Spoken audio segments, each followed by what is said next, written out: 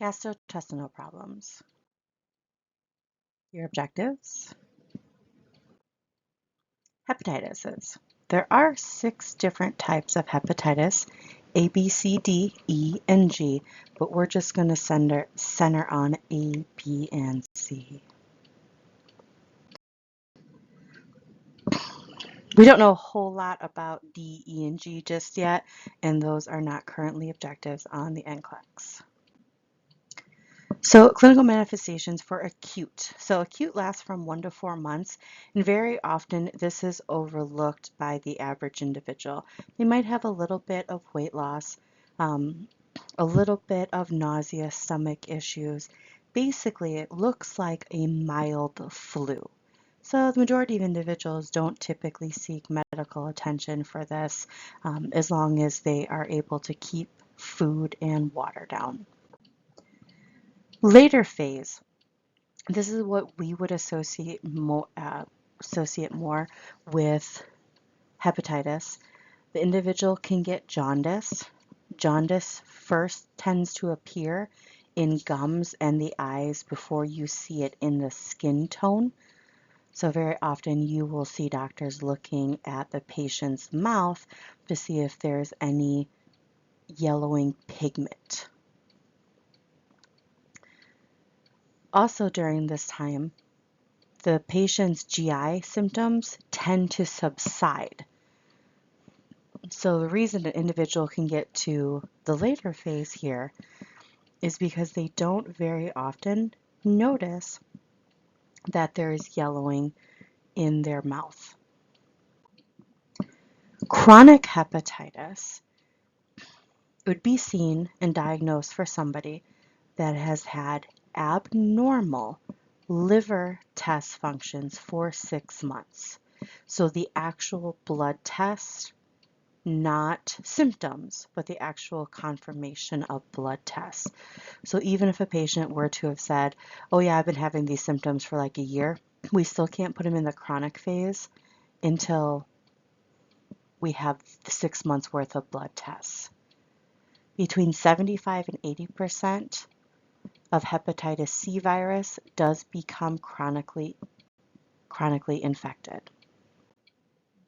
So when we're looking for diagnostic tests of hepatitis, the 3 most common ones you're going to see the physician order is the AST, the ALT, and the GGT.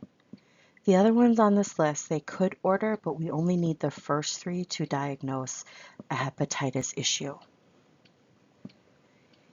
If a patient's viral hepatitises are negative, so the 3 on the list, AST, ALT, and GGT, if they're negative, we would really want to ask the patient again to see if they have had any overuse of over-the-counter medication, such as Tylenol. Okay?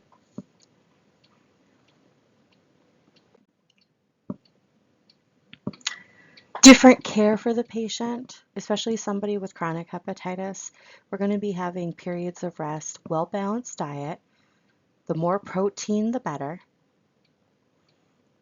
Vitamin supplements if there's any depletion, and avoiding the use of alcohol. It is possible they could have to remain sober for the rest of their life, depending on how severe the hepatitis is. So drug therapy. The 2 biggest drugs you're going to see for treatment is something called pegylated interferon and something called ribavirin. So both of them are listed under chronic hepatitis CV therapy, so the 3rd box, the 3rd line on the slide. When those medications are given together, we really have got to watch the patient's immune system. They're going to be at a huge risk for leukocytopenia. So we want them to make sure they're washing their hands, avoiding large public places, recommending vaccine as they come out to patients. Those are just some recommendations we would give. Ultimately, it is the patient's decision. Past health history. This could be important when it comes to trying to differentiate which hepatitis it is. We would have to get a liver biopsy to differentiate what hepatitis it is. Slide 11 here, the nursing assessment past medical history. It would probably be a good idea for you to look in the ATI book and label which hepatitises are spread by the list on here. Okay. Something we also recommend for nursing assessment is if the patient has a diagnosis of hepatitis A or hepatitis B, we would actually recommend the vaccine. So if they have hepatitis A, we'd recommend the hepatitis A vaccine. And if we have hepatitis B, we'd recommend the hepatitis B vaccine. It is also strongly recommended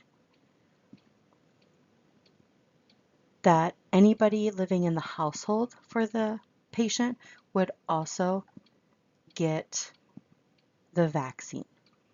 Hepatitis C currently does not have a vaccine. So like we talked about, if the vaccine is the best protection, but this is one of the rare diseases where if you already have hepatitis A and B, getting the hepatitis A or B vaccine actually helps treat the problem. Liver cirrhosis. So liver cirrhosis is a progressive destruction of the liver. Manifestations, a lot of GI issues, nausea, vomiting, change in bowel habits, abdominal pain, okay? A lot of people could chalk this up to just having a stomach bug. Okay?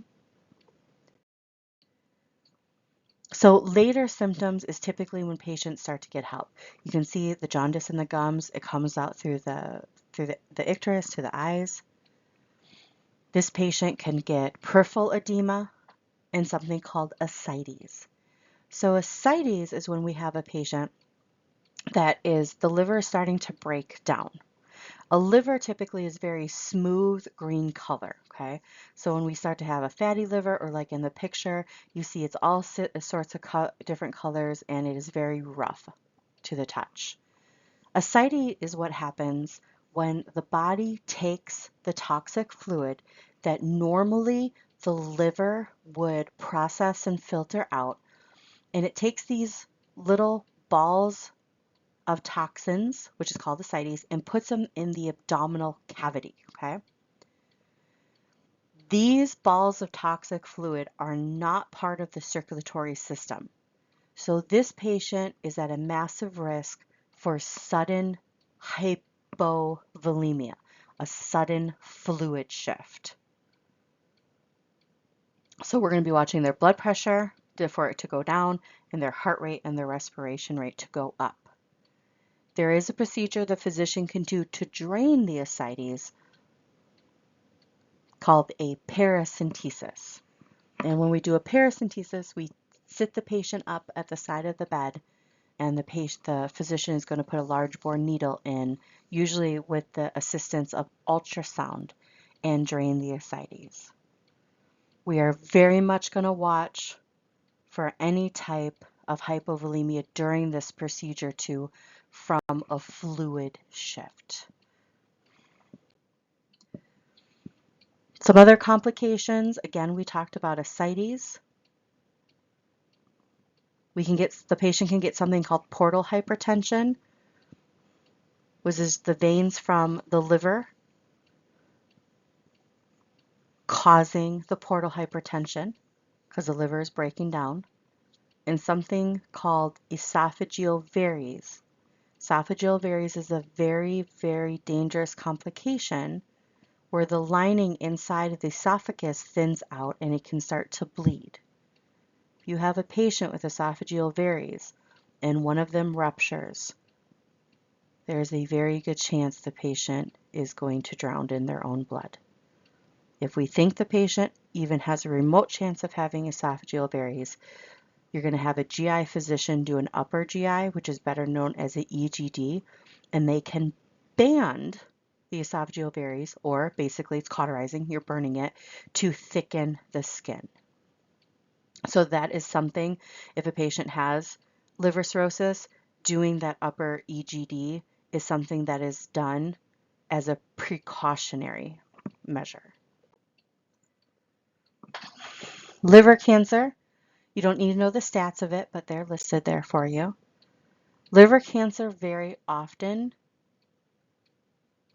doesn't get caught until the final stage because there are no symptoms in the early stages of liver cancer.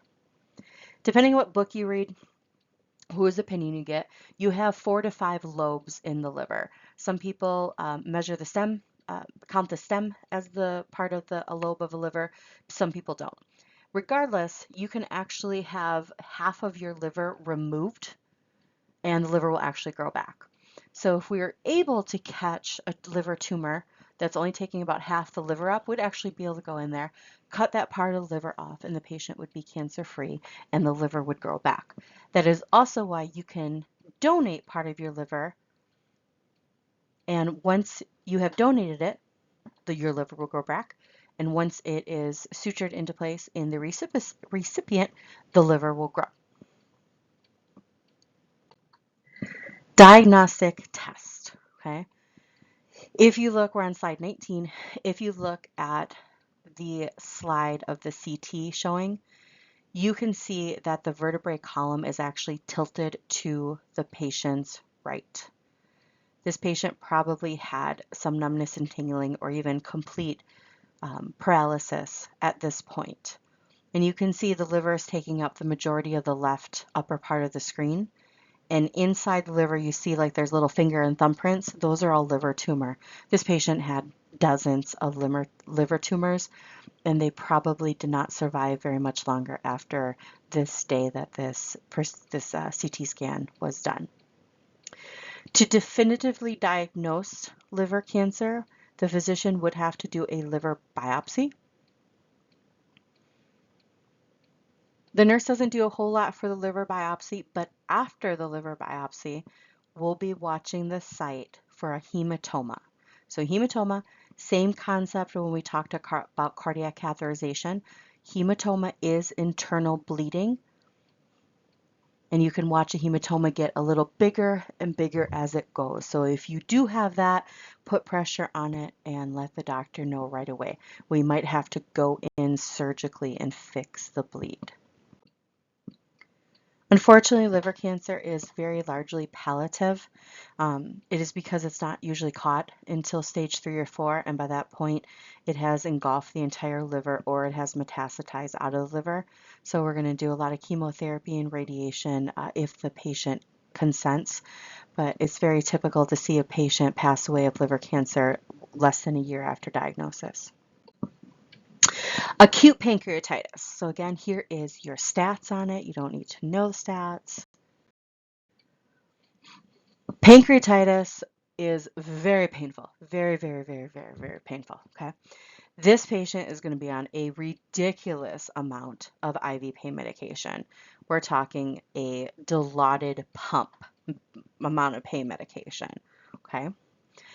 This patient will have nausea and vomiting, horrible abdominal pain that will radiate up the sternum, the shoulders, or the back. They're going to be in hypovolemia, so you're going to see their blood pressure drop and their heart rate go up. Some very, very key characteristic symptoms that we see for pancreatitis and pancreatitis only is something called the Gray-Turner sign.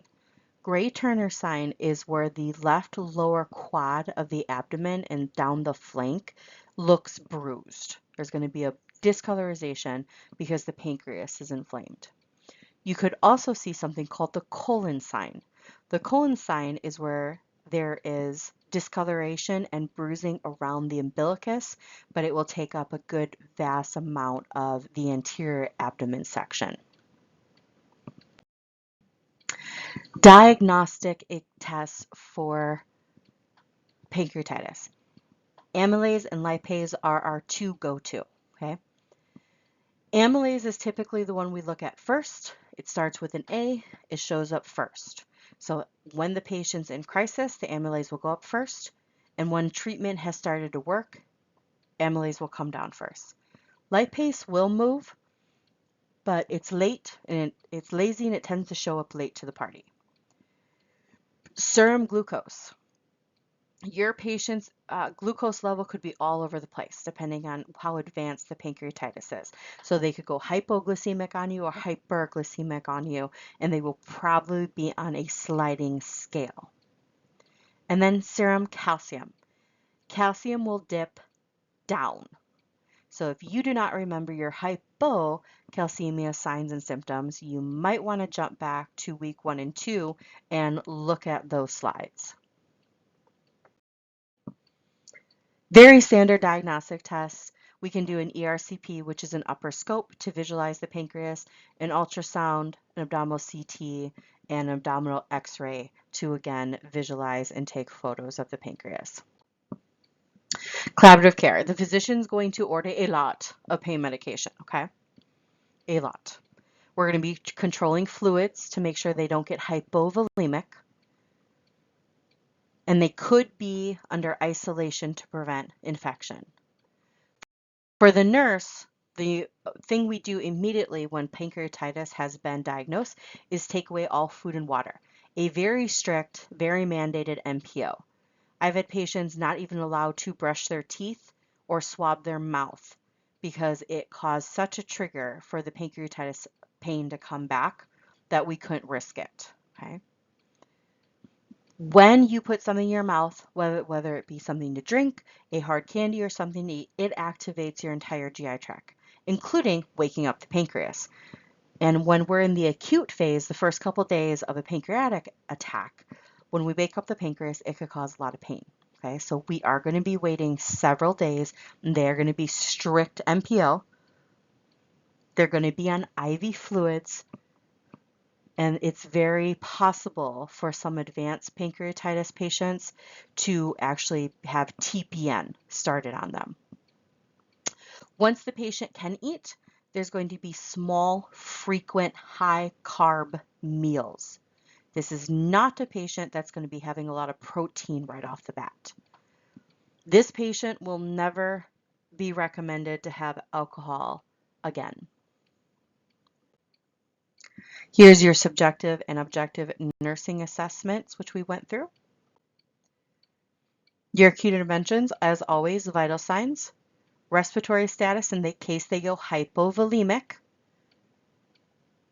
and frequent oral nasal care as long as there's an order to do so.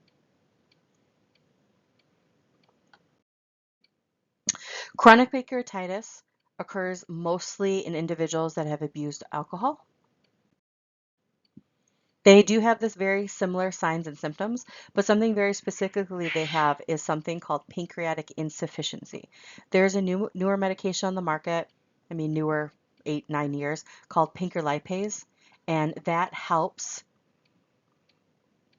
the pancreas secrete the hormones correctly, reversing and controlling the pancreatic insufficiency, and they're having very good success with this new medication.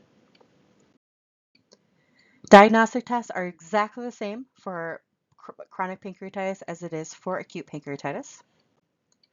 Collaborative care, exactly the same.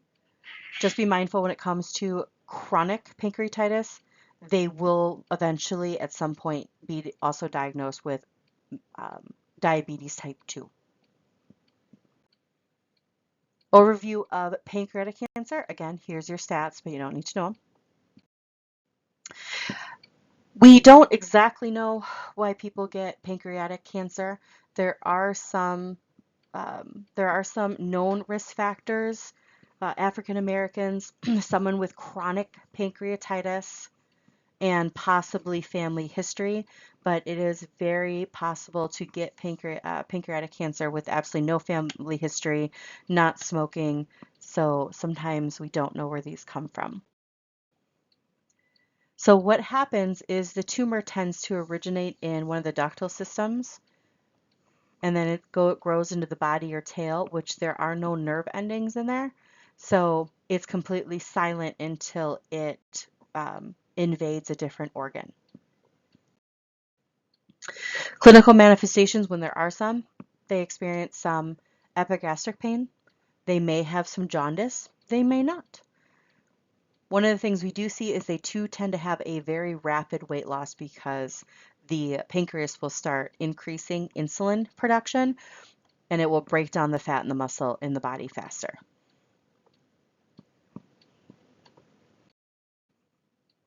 Diagnostic tests, ultrasound, CT scan, MRIs. But something when it comes to pancreatic cancer, there's a very specific tumor marker that has been contained called the CA19-9 tumor marker. And the only time that you're going to have a physician order this is when they think the patient may have pancreatic cancer.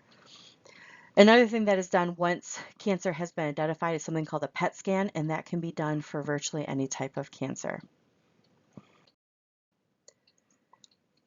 So if the cancer isn't too advanced, there is a procedure out there called the Whipple. It is an extensive surgery, but what we do is we take part of the pancreas away, a large chunk of the liver, part of the duodenum, the gallbladder, and we take all of that out. So some patients respond real well to this, some patients don't. The patient does have to meet certain criteria that you don't need to know, but this isn't a surgery that everybody can do. The patient can't be in stage 4 because stage 4 which means it is metabolized to different areas of the body, so a Whipple won't do anything to help them. Unfortunately, pancreatic cancer is very, very commonly going to be comforts for pain relief, emotional support, spiritual support, and this is a patient where end-of-life care decisions, legal decisions need to be made very, very rapidly. Last concept, cholecystitis, better known as an inflamed gallbladder, very common in our country from our fatty foods.